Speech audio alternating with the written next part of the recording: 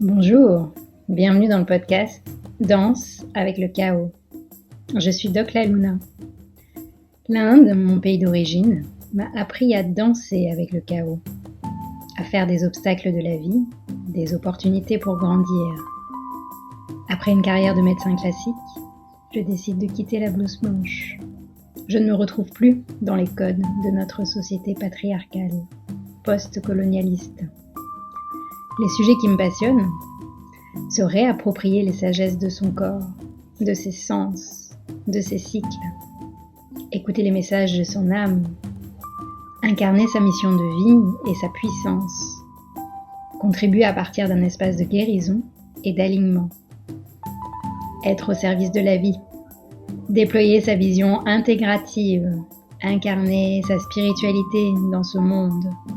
Ce sont des sujets que j'explore au quotidien avec les femmes de mon école, la Tribe Empowering School.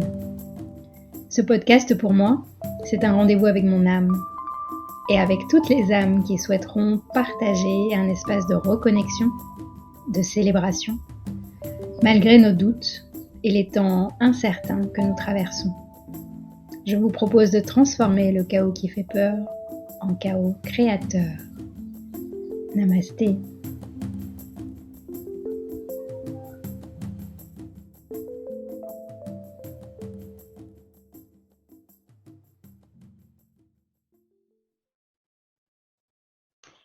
Bonjour, bienvenue dans ce nouvel épisode de Danse avec le chaos. Je suis vraiment en joie d'accueillir ma nouvelle invitée. Avant de vous révéler un peu plus sur qui elle est, et peut-être que vous la connaissez déjà, j'ai envie de vous partager pourquoi je suis en joie de t'accueillir. Parce que tu es l'une des rares entrepreneurs en épanouissement personnel en francophonie qui allie si bien abondance, prospérité et profondeur dans les sujets que tu abordes.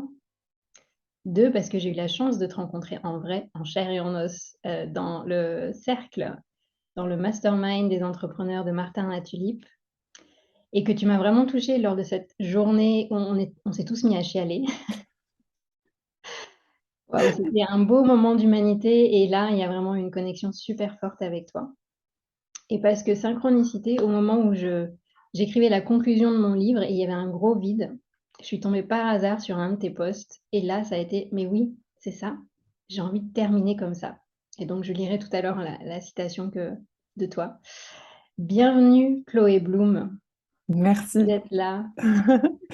Merci, je suis déjà hyper touchée quand on commence avec avec tous ces mots. Je suis très, très heureuse de pouvoir te parler aussi aujourd'hui. Mmh. Et aujourd'hui, tu n'es pas au Mexique, pas à Bali, tu es en transition, tu es à Lyon en ce moment? Ouais, je suis à Lyon, on est rentré de Bali là il y a 2 semaines. Mmh. Donc on est entre Lyon et Paris.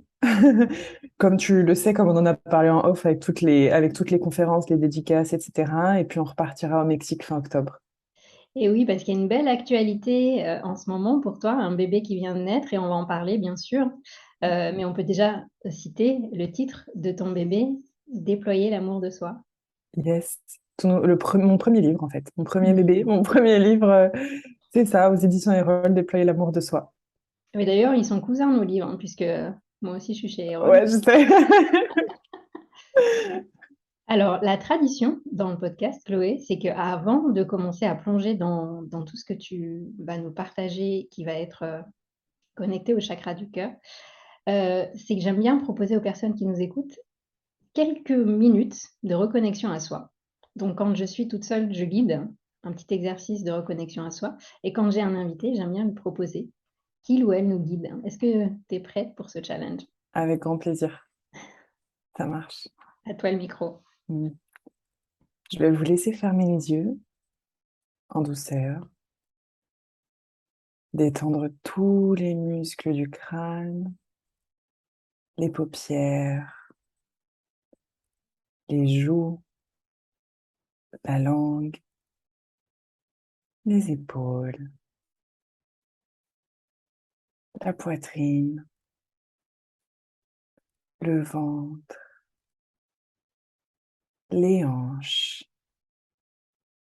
et les jambes. Et prendre une grande inspiration par le nez Et relâchez.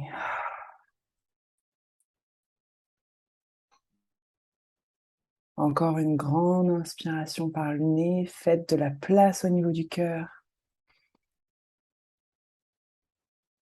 Et expirez en relâchant tout le corps. Et encore une fois, inspirez en faisant un maximum de place à la place du cœur. Ouvrez, ouvrez, ouvrez encore. Retenez votre respiration. Expirez, videz les poumons. Les poumons vides, bloquez votre respiration. Et laissez-vous embarquer dans cette sensation de calme, de sérénité. Faites de la place et reprenez une respiration normale. Et tout doucement, avec un sourire sur le visage, vous pouvez réouvrir les yeux et revenir avec nous. Ça fait du bien? Merci Chloé. Ah ouais, c'est un délice. Merci infiniment. Euh, je vais commencer par une petite citation que j'ai vue dans ton livre et j'aime beaucoup parce que c'est cash, tu vas direct. Je ne vous proposerai pas de poser vos mains sur votre cœur et de vous envoyer de l'amour, cela ne marche pas. Ni de vous regarder dans le miroir en vous disant je t'aime, ni de vous répéter une affirmation positive tous les jours en attendant de la ressentir. J'ai essayé. J'ai conseillé aussi cela. En réalité, l'amour de soi est plus profond, plus sombre, plus chaotique et plus harmonieux, plus lumineux, plus fort, plus challengeant, plus beau, plus simple que ça. En disant ça, t'as tout dit en fait. Ouais, je crois. Je crois qu'on aurait pu arrêter le livre là, tu sais. Non, je vous conseille d'aller plus loin parce qu'il y a beaucoup de pépites, mais en fait, j'ai beaucoup aimé cet extrait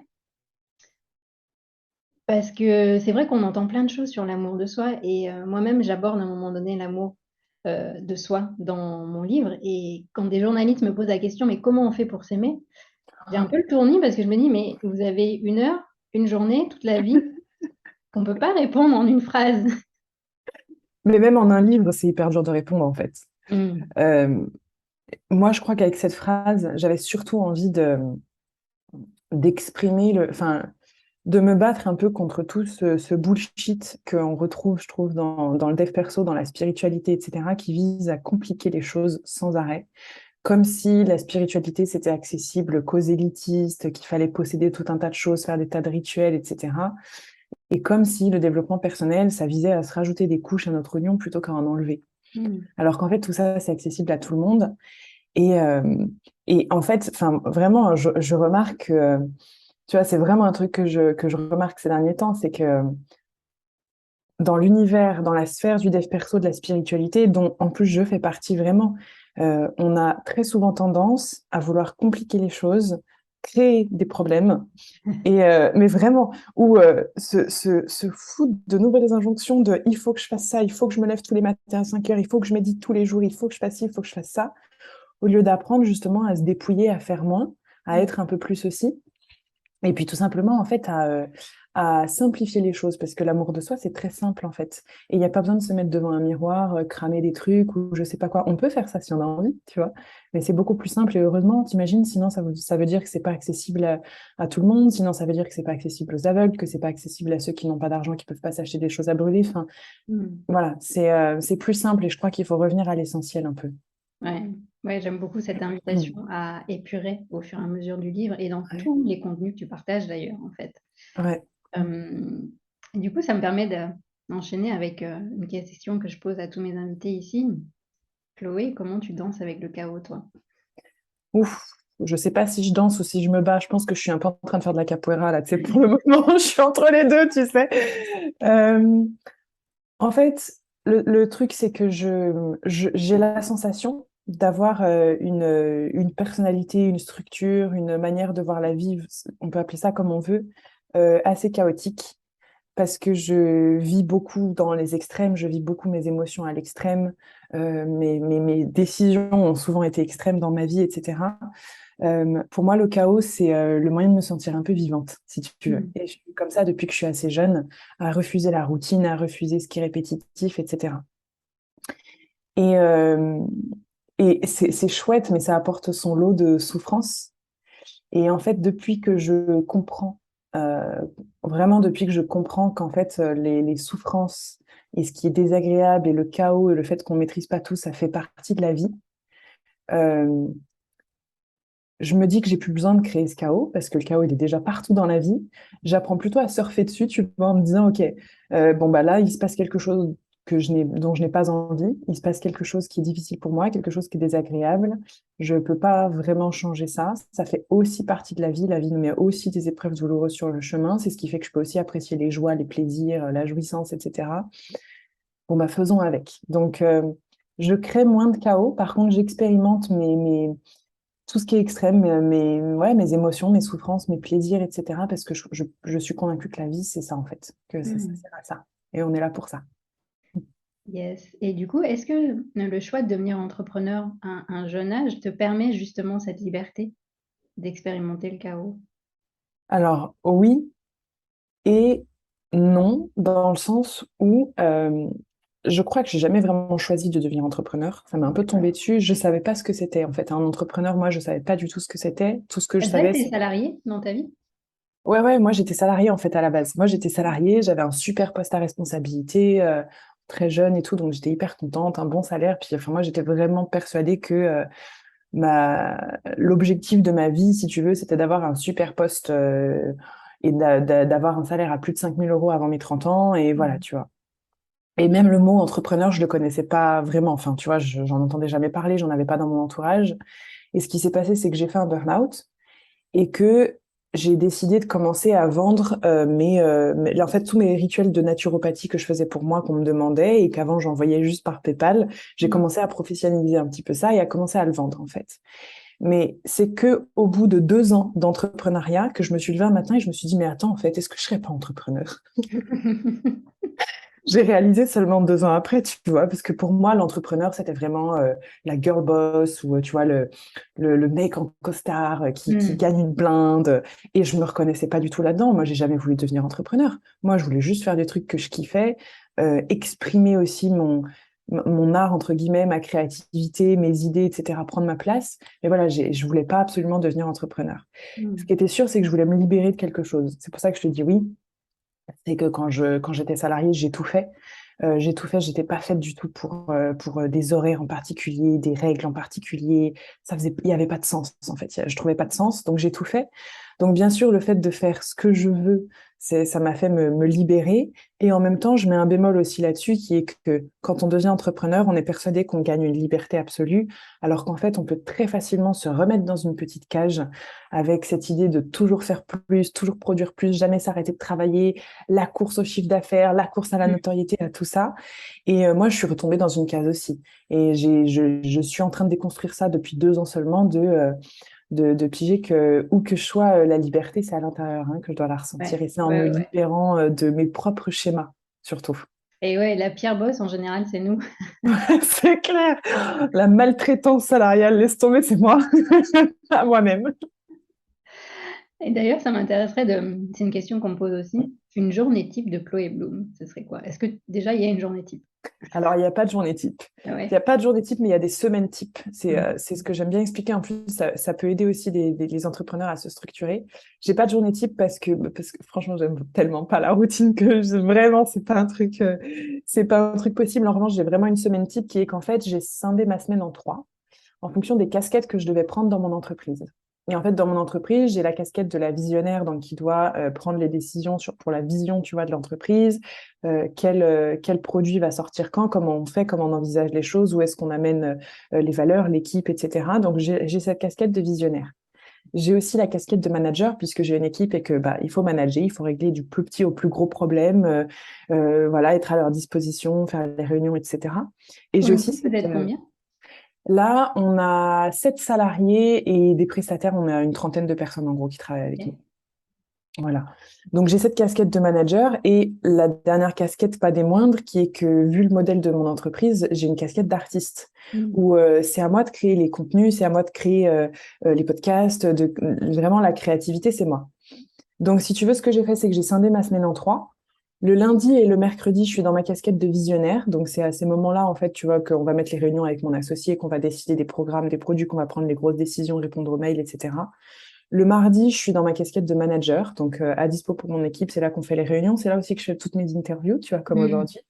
Et jeudi, vendredi, oubliez-moi, je ne suis pas joignable parce que je suis dans ma casquette de création et du coup que j'ai besoin de m'isoler pour créer les podcasts, créer les contenus, créer les vidéos, enfin créer tout ça en fait. Voilà, donc ça, c'est vraiment un truc type et ça se passe toutes les semaines comme ça, Où que tu sois dans le monde. où que je sois dans le monde. Yes, mais en fait, c'est finalement ta structure, ton ADN intérieur que tu as créé toi-même, en fait, Mm. Ouais, en fonction de tes rythmes, les besoins de ton entreprise et c'est ça. mm, Ouais, et les rythmes, tu vois, tu viens de mettre le doigt sur quelque chose de très important. À savoir notre rythme de travail, notre rythme même de créativité, d'énergie, de tout ça. Moi, c'est quelque chose que j'ai très longtemps négligé. Et vu que quand j'étais salariée, je travaillais 70 heures par semaine, bah, j'ai fait exactement la même chose en étant entrepreneur. Sauf qu'en fait, moi, je remarque que je suis pas faite pour ça. Il y a des gens qui sont très productifs sur le long terme, etc. Moi, je travaille très vite et très bien, donc je suis très performante quand je travaille, mais j'ai pas besoin de travailler beaucoup de mm, temps. Et en fait, dès que je commence à travailler plus de, je sais pas, 25-30 heures par semaine, je deviens très stressée. Donc, je suis une moins bonne manager, une moins bonne chérie, une moins bonne mm, visionnaire. Enfin, voilà, donc il y a un peu tout ça. Et il y a vraiment des moments où, tu vois, dans mon cycle même féminin, je sais qu'en fait, il faut uniquement que je fasse de la créativité et que je suis pas faite pour qu'on me parle. Je dois être en mode ermite dans ma grotte, etc. Donc, j'essaye quand même d'être assez à l'écoute de ça. Et même pour l'équipe, hein, j'essaye vraiment de leur faire mettre ça en place dans leur planning, parce qu'on n'est pas du tout linéaire et on n'est pas fait pour bosser de manière linéaire. J'en suis convaincue. ah oui, c'est clair, et je suis 200% d'accord avec toi. Donc toi aussi, tu t'intéresses à tes cycles hormonaux et tes phases de Oui, ouais, vie. ouais, c'est Yes. tellement important, bah, bien sûr. Vivement qu'on apprenne ça à l'école, hein. Ouais, n'est-ce pas? Je reviens sur ton livre, une autre phrase qui m'a vraiment marquée, qui m'a touchée aux tripes. Nous ne manquons pas d'amour, nous le créons. Mm. Merci pour cette phrase, Ouais, pour ce rappel. je crois que c'est assez important de le rappeler, qui est que moi-même, on pense toujours avoir manqué d'amour. On pense que nos parents ne nous ont pas assez donné d'amour. On pense que si on a personne qui nous aime, on manque d'amour, on se sent pas aimé, etc. Sauf qu'en fait, quand on comprend qu'en fait, on n'a pas besoin d'être aimé par quelqu'un, ce qu'on veut, c'est avoir quelqu'un à aimer. On change complètement l'histoire, en fait. Mm. L'amour, c'est quelque chose qui se ressent à l'intérieur. Donc, quand on aime quelque chose, on ressent de l'amour. C'est là où on a l'impression de ne pas manquer d'amour. Donc, ce qu'il faut, c'est plutôt aimer les autres et avoir quelqu'un à aimer et soi-même ressentir de l'amour pour quelqu'un, pour quelque chose, etc. Et là, à ce moment-là, on a l'impression de ne pas manquer d'amour. Les gens qui ont l'impression de manquer le plus d'amour sont les gens qui aiment le moins et donnent le moins d'amour en réalité. Donc, ce Mm. dont on a besoin, c'est d'avoir quelqu'un à aimer, mais c'est surtout c'est vraiment on ne sait pas créer en fait ce sentiment d'amour, aimer profondément. On se sent vide, on a l'impression que ça doit venir de l'extérieur, alors que, enfin, jamais en fait, Mm. jamais. Et même quelqu'un qui nous aime, si on ne l'aime pas nous, on ne se sent pas aimé. Ouais, ouais, ouais. C'est hyper intéressant, ces jeux de l'ego que tu évoques Ouais. aussi.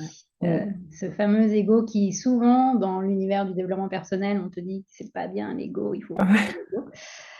Alors que, en fait, au contraire, peut-être c'est aussi l'aimer, non, cet ego? Complètement. Bah, en fait, en fait, ça fait partie de notre humanité. Il faut se rappeler que ne pas avoir d'ego, c'est être psychotique. Mm.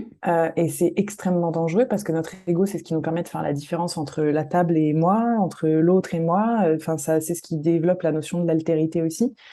Sans ego, on ne sait pas qui on est, on se confond avec la table, on se confond avec le vide, on se confond avec le feu, avec l'autre. On n'a aucune notion de séparation. Ça fait partie de notre humanité. Donc moi, si tu veux, quand je vois il faut supprimer son ego, l'ego est à la racine de tous les maux, c'est aussi quelque chose Mm. qui est très répandu, même dans, tu sais, dans le bouddhisme, etc. Enfin, dans l'interprétation que c'est, il faut faire très attention à ça, tu vois. C'est comme le fait de faire taire le mental, ben non, le mental aussi fait partie de Mm. l'humanité. Donc il y a beaucoup cette notion, en fait, cette tendance à vouloir devenir parfait. Je trouve Ouais. qu'il faut déconstruire un petit peu et se foutre un petit peu la paix. Exactement, ouais. Se foutre la paix, comme dit Fabrice Midal. Ouais, exactement, exactement. Est-ce que tu, ce que j'aime beaucoup aussi, je le disais au début de notre échange, c'est ta capacité à être dans ta vulnérabilité, dans tous tes partages. Et c'est super beau, en fait, parce que ça nous invite aussi, les personnes qui te lisent, qui te suivent, à aller visiter notre vulnérabilité. Et tu évoques dans ton livre aussi les différents pièges de l'ego et notamment l'ego spirituel. Est-ce que tu peux nous en dire plus? Ouais, carrément. Euh, L'ego spirituel, je crois que c'est le truc le plus malin qui existe. Tu sais, c'est cet effet de ah, j'ai médité 1 heure, je suis un bon méditant, j'ai réussi, c'est bien. Oh, puis génial, j'ai fait une expérience de samadhi, c'était incroyable. Bon, bah, c'est cool, je suis un bon méditant et je suis une personne qui sait bien méditer. Tu vois, ça, c'est vraiment l'ego, en fait. C'est cette croyance qu'on développe quasiment tous au début de notre chemin, ou en tout cas, il y en a pour qui, enfin, ça reste très longtemps aussi, de se sentir supérieur spirituellement à certaines personnes et Mmh. d'avoir l'impression que parce qu'on fait on a une pratique spirituelle ou qu'on est éveillé, entre guillemets, ou qu'on marche sur un certain chemin, de se dire, ah bah c'est bon, j'en suis arrivé là, je suis telle personne, j'ai telle valeur, je suis meilleure que, ou je suis moins bonne que, etc. Euh, c'est cette sensation d'atteindre un objectif, un but, et de continuer à utiliser ça comme de la séparation. Euh, Ça m'arrive, hein, moi, encore souvent, hein, tu vois, si je fais une méditation et que je sais pas, je me retrouve embarquée, je sais pas, pour 1 heure, 2 heures, peu importe. Euh, il y a des fois où ben, je sors de la méditation, je sais même pas combien de temps j'ai médité, tu vois, parce que je l'ai fait pour la pratique. Et il y a des fois où je peux pas m'empêcher de regarder le chrono et de me dire, ah punaise, j'ai médité 1 heure et demie, ah, trop bien, je peux être fière de moi. Tu vois, ça c'est l'ego, Mmh. complètement c'est l'ego. Et du coup, j'en rigole, je préfère en rigoler, tu vois. Mais Mmh. c'est sans cesse ce petit bonhomme qui a toujours besoin d'avoir des metrics, de se comparer, de se dire, Mmh. ah, j'ai réussi ça, et puis du coup, je peux être fière de moi, et je suis un bon méditant, et voilà. Et c'est pas grave que ce soit là, mais je pense que c'est important d'en prendre conscience, Ouais. surtout quand on est leader d'une communauté ou qu'on a un leadership quel qu'il soit, qu'on soit un naturopathe, un coach, un prof de Mmh. yoga, créateur de contenu, peu importe. Je crois que c'est très important d'avoir conscience de ça, de son ombre aussi, parce que sinon ça peut être assez dangereux par rapport au message qu'on véhicule. Ouais, bien sûr et puis il peut y avoir une prise de pouvoir en disant: «Mais moi je fais ça, il faut que tu fasses ça toi aussi. Exactement. Tu fais pas ça, c'est pas bon». Mm, exactement. Et surtout qu'en fait, c'est l'opposé du travail de dépouillement dont on parle depuis tout à l'heure, Mmh. qui est qu'à partir du moment où on pense que notre vérité, c'est la vérité et que les autres doivent faire ça pour être dans la vérité, Mmh. c'est qu'on n'a rien compris, c'est qu'on est complètement à la masse, en fait. Yes, en parlant de vérité, bah, ça me rappelle la fameuse citation, mais avant de passer à celle-là, je voulais quand même te demander une question aussi qui m'intéresse, moi, qui m'intrigue en tant qu'entrepreneur qui crée du contenu sur les réseaux sociaux. Est-ce que tu as des haters et comment tu les gères? Ah oui, j'en ai. J'en ai. Et tu sais, dans l'entreprise et même avec mon chéri, on a une expression qu'on utilise qui s'appelle l'effet Bloom. Et l'effet Bloom, en fait, c'est que les gens soit m'adorent et aiment mon contenu et on connecte hyper bien, soit me détestent. Il y a rarement de l'entre-deux. Rarement, ça Mmh. arrive, mais il y a rarement d'entre-deux. Et ce fameux effet Bloom, c'est surtout que tous les gens qui m'aiment bien aujourd'hui viennent me voir en me disant, avant, je pouvais vraiment pas te blairer, je te détestais et j'ai appris à te connaître et maintenant, je t'aime bien. Et bon, je suis en train de mettre le doigt dessus tu vas comprendre pourquoi est-ce que ça arrive, mais du coup, c'est pour te dire qu'en gros, oui, bien sûr, j'ai des haters, j'ai beaucoup de gens qui peuvent pas me voir en peinture. Je sais que je déclenche des choses pas très agréables chez les gens, ça met pas mal de gens en réaction. C'est dommage, c'est vraiment pas mon but pour le coup. Moi, ce Mmh. que je voulais, c'est être aimé par tout le monde. Bon, bah, du coup, mission ratée et c'est génial, ça m'apprend aussi à m'aimer et à pas vouloir faire l'unanimité, tu vois. Mmh. Mais ouais, ce que je voulais en étant sur les réseaux, moi, c'était être aimé par tout le monde à tout prix. Et finalement, bah non, je me retrouve avec des haters, je me retrouve avec des critiques. Alors, c'est pas des haters, tu sais, qui mettent des commentaires un peu débiles, c'est justement des gens qui sont vraiment profonds, vraiment intelligents, mais qui mettent des critiques assez constructives et qui piquent assez pour le Qui coup, vont tu vois. vraiment avec l'aiguille d'acupuncture. Ouais, exactement. Exactement. Donc c'est pas toujours simple à gérer parce que ça vient challenger mon ego beaucoup. Mmh. Mais en même temps, c'est génial parce que du coup, ça m'enseigne aussi beaucoup l'humilité, ça m'enseigne aussi voilà, à me remettre en question, à voir les jeux de miroir en fait, à accepter aussi que ce que je renvoie chez l'autre, c'est aussi tout ce que l'autre soit n'accepte pas chez lui, soit juge en lui et vice-versa finalement. Donc, pour les gérer, si tu veux, c'est que maintenant, comme j'exprime toujours, j'essaie vraiment de prendre de la distance, que ce soit par rapport aux compliments, mais par rapport aussi aux critiques. Mm. C'est-à-dire que je vais essayer de pas valoriser plus les compliments que la critique. Bien sûr, les compliments, ça fait très plaisir. Bien sûr, ça flatte mon ego. Bien sûr, c'est génial. Mais c'est encore une fois pas la vérité. C'est ce que les gens perçoivent de moi et c'est leur prisme. Et c'est la même chose pour les critiques. Donc, les compliments, c'est génial. Mais c'est pas la vérité à propos de qui je suis, et c'est la même chose pour les critiques, c'est pas la vérité à propos de qui je suis. Je crois que la seule personne qui peut dire ah oui, c'est vrai ou c'est pas vrai, c'est moi.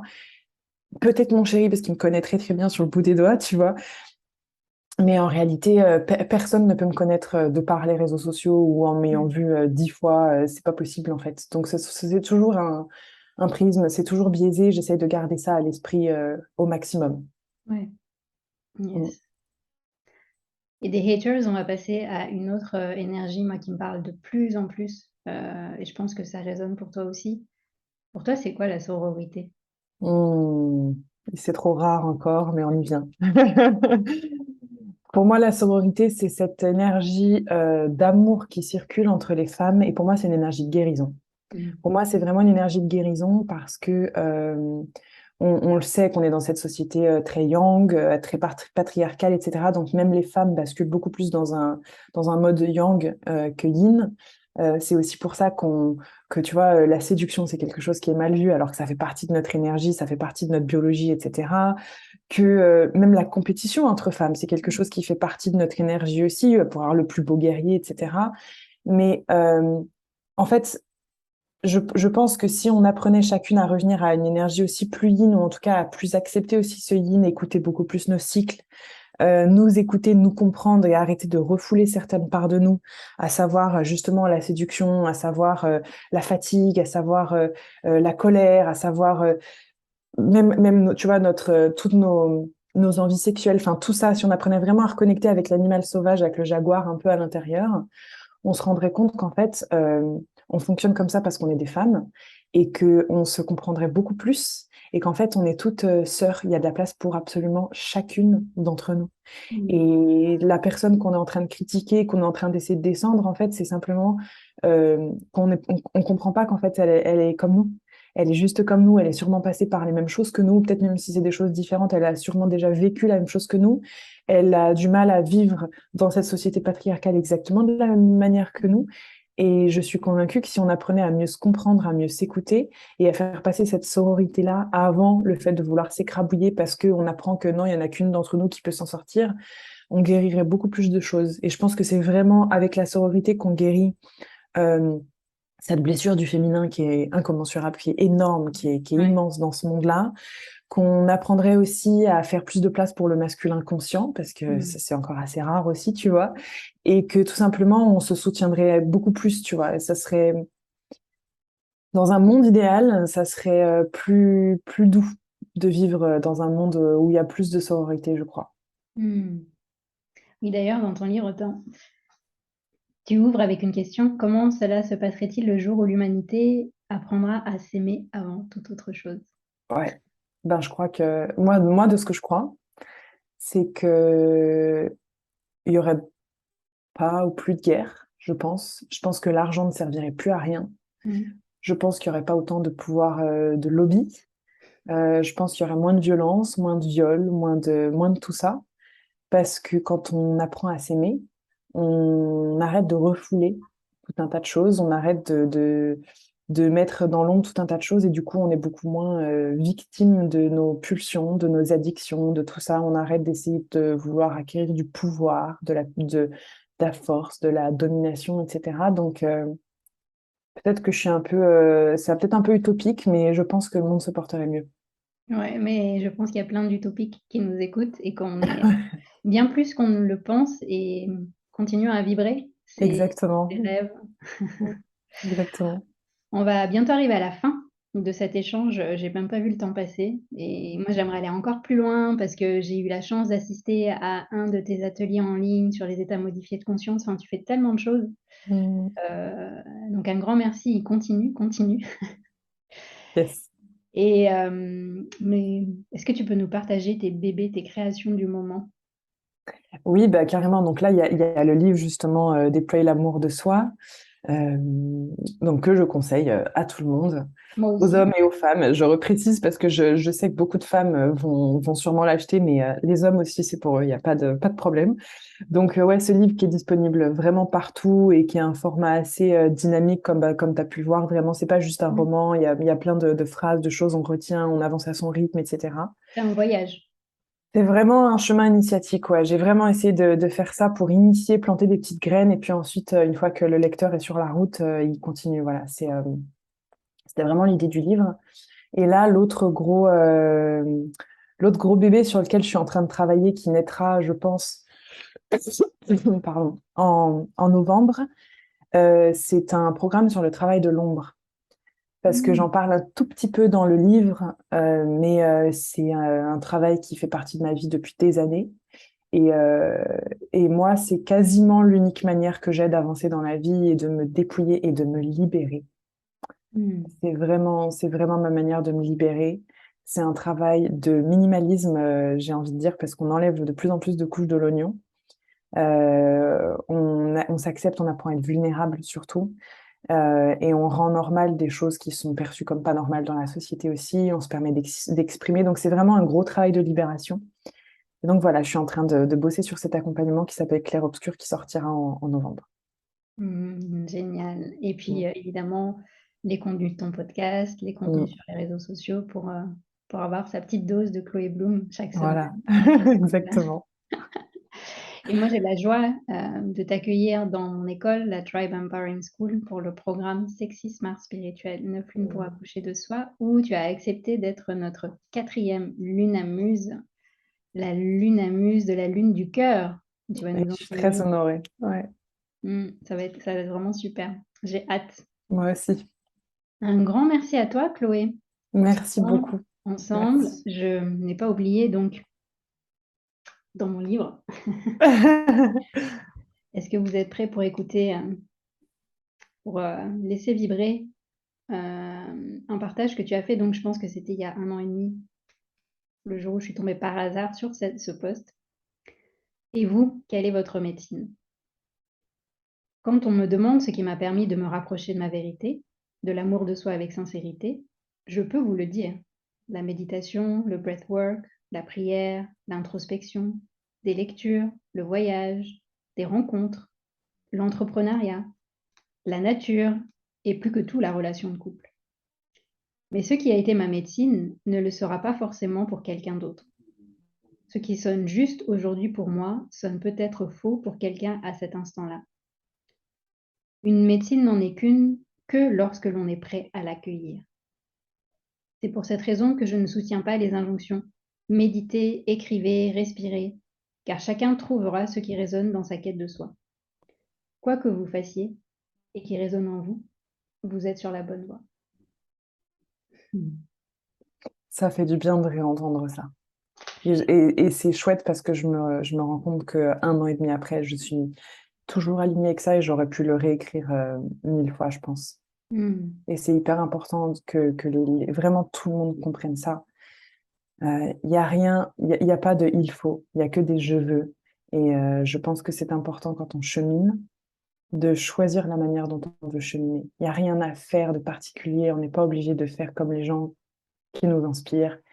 Je pense que c'est très important d'avoir le choix et du coup d'explorer tout un tas de manières. Hmm. C'est un beau message d'empowerment pour terminer. Mm. Mm. Du coup, tu as terminé avec ton livre avec ces messages. Ouais. Génial. Je suis très honorée. Merci. Merci à toi, Chloé. Merci pour ce beau moment de partage. N'hésitez pas à partager comment vous vous sentez après cet épisode. Quelles sont les pépites que vous avez retenues? Qu'est-ce que vous avez envie d'expérimenter maintenant? Et on sera ravis de pouvoir vous répondre, de vous lire.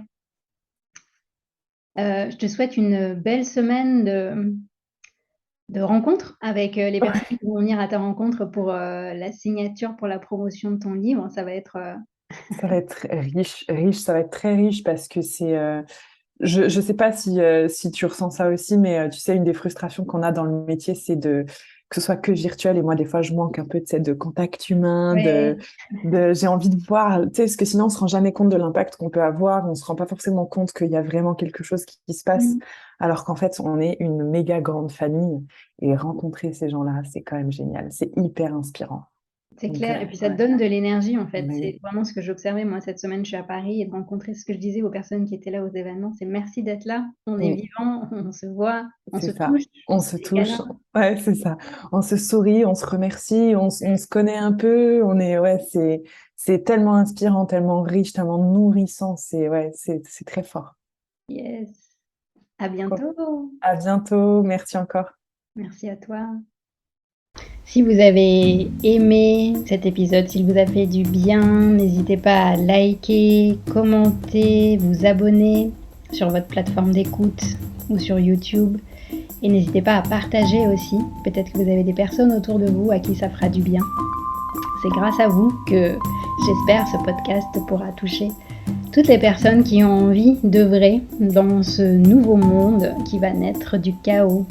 Merci.